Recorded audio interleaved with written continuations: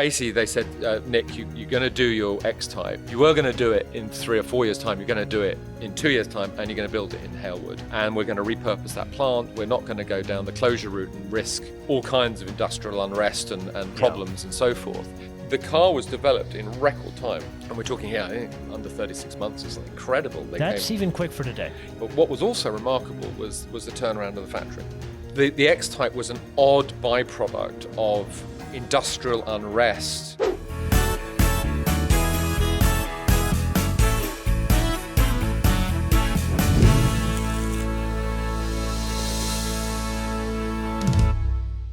So the X-Type... I mean, in theory, it sounds a 3 Series fighter.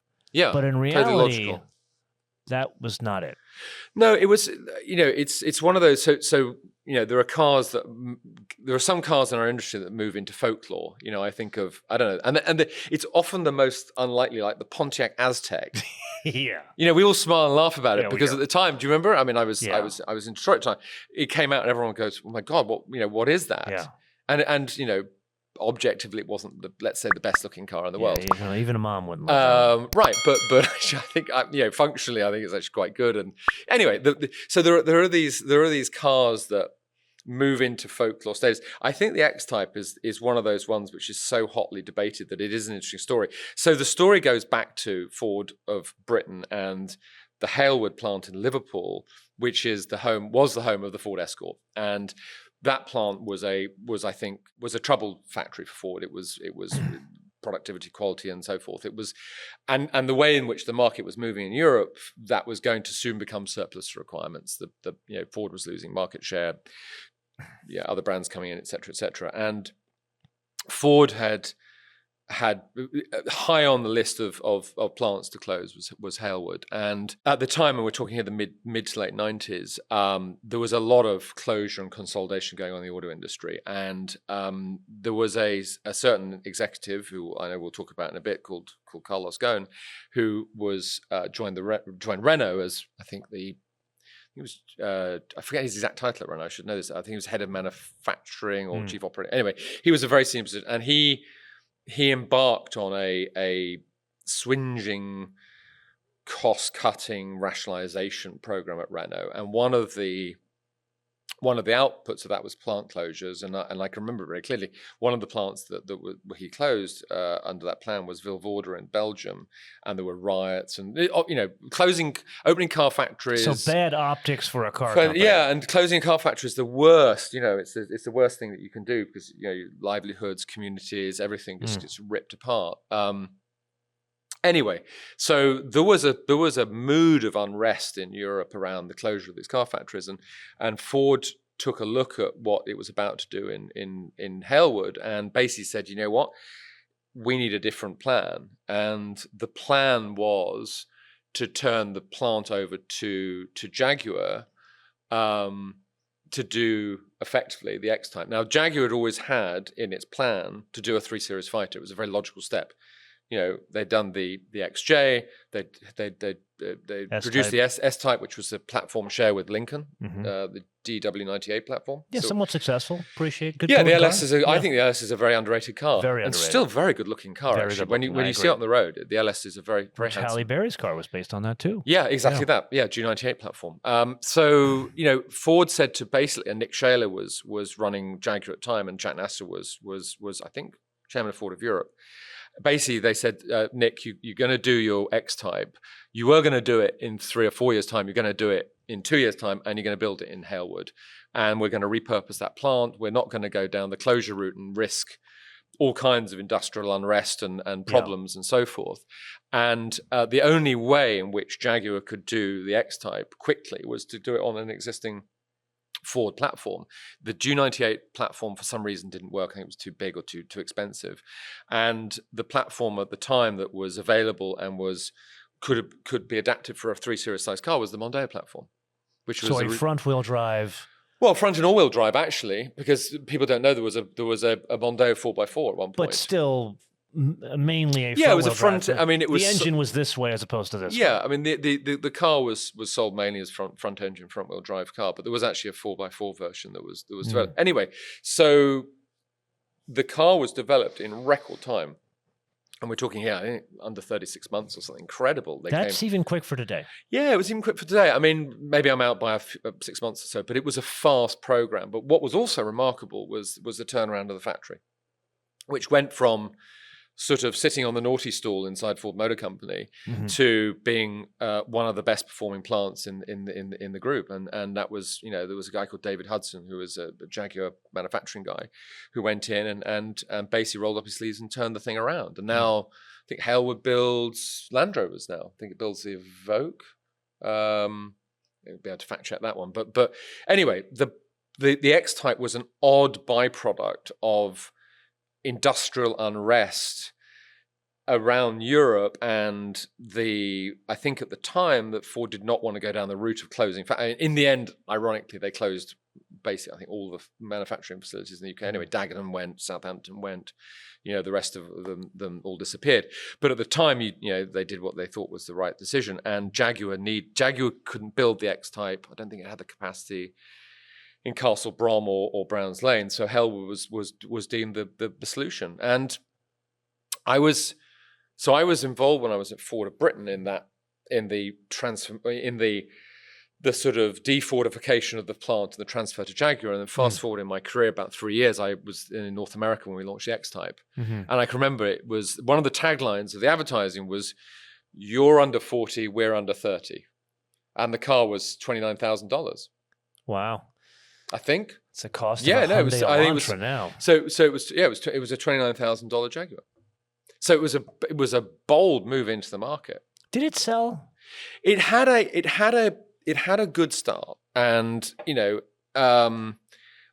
actually, when people got over the sort of, I mean,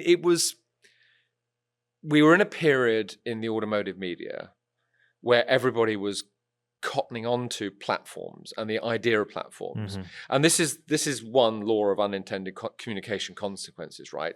So going into the, I guess, what is it, the 90s into the 00s or something, all the car companies were talking proudly about their platform sharing strategies. Yeah. They were saying, look how smart we are. Yeah. We've got this box of bits and we can spin off this and that and this and that. And of course, for the automotive media, they were like, right, we're going to play spot the parts bin, and that when there are several products that you can from the same group, you can say, oh, I recognize the electric window switches from this car, it's turned up in this car or whatever else. And so the platform thing, so while it was an investor positive and it was good for cost and efficiency, the platform thing haunted that car. Because everyone said, "Oh, it's just a Mondeo in a fancy dress." I didn't think it was an attractive car either. Granted, the wagon version on paper sounded great, all-wheel drive, small wagon. But then you saw it, and then I had the unfortunate opportunity to drive it, and you felt the Mondeo bits underneath it. I don't know if I can't tell you what I can't dispute what you feel because that's what you feel. Yeah. But we launched in the US with a 3-liter V6 all-wheel drive. That was our kind of focal product. And again, I'm not a racing driver, I'm not a development driver. It was a very decent place to spend time. Yeah. And it smelled like a Jaguar, and it had some nice wood in it, and it was at the time it was an alternative to the ubiquity of the 3 Series and the C-Class and all the Audi A480 wasn't it at the time? Maybe. Well, that was a good-looking car. Do you remember the Cadillac ELR? They're like the Cadillac version of the Volt. Remember that car? Yes. Okay, yes. That car suffered from the same, I would say, packaging challenges that the Jaguar, the X-Type, did, in that they took this stunning concept car that was on the show. Yep. Okay. And, the show circuit. And they said, okay, we're going to put it on the Volt platform and we're going to make it work. So you took this like sexy long car, and then all of a sudden you made it shorter. And then because it was a front wheel drive based car platform, the front wheel moved from like way out in the corner to right in front of the door. And so you look at it and like, it's kind of attractive, but it's goofy looking. The Jaguar was the same thing. It had all of the hallmarks that made a Jaguar. Like even down to the dashboard was pretty cool. Yeah, it had the Spitfire blade dashboard. Yeah, but the proportions were Spitfire off. wing blade. Yeah. Yeah, I mean, so herein lies the rub. That was in a sense, the styling tax that the X-Type had to pay. Is it was based off the Mondeo platform, and so the hard points were kind of fixed. Yeah. So it had to style around those, and that was a challenge. Was it a real platform back then? Like, was it really something that you could plug and play? That it was. I mean, I'm not an engineer, so I think you talk about, what has Andy Palmer told me once, carry across COCA ratio, carry across, carry over. Okay. That's how you look at that. So you're looking at how many parts are common between one car and another, and then it's expressed as a ratio, and that sort of shows you how is that just efficient. a Palmerism, or is that something that is an industry thing? It's certainly a Nissan thing. Andy taught me, sort of how that works. But I think the other thing we have to step back on is we're car enthusiasts. We love the industry. We're in it. Yeah. We're up to our necks in it. And so we care about window switches that we've seen in another car turning up in another car. We care about the fact that a Jaguar could be based off a Ford. We care about the fact that but for the consumer, if we take a step back, the civilians, I call them, for the valued customer that pays all our bills, is what you meant to say. Is does it matter? And they're walking into a showroom and they're evaluating what they see. They weren't walking into the Jaguar showroom seeing the X-Type going, I wonder what parts are carried over from the Mondeo on that car. Yeah. They yes, there were some, and they probably wouldn't buy it. Well, I mean, those are the people that buy RAV4s today, and God bless them. There is there's obviously the market is made up of many different types of consumers, and for some consumers, it's a very much a tool. A car is a tool. It's A to B, and it just has to work. And but that's the beauty of our industry, right? I mean, look at what we're surrounded with today is all about emotion.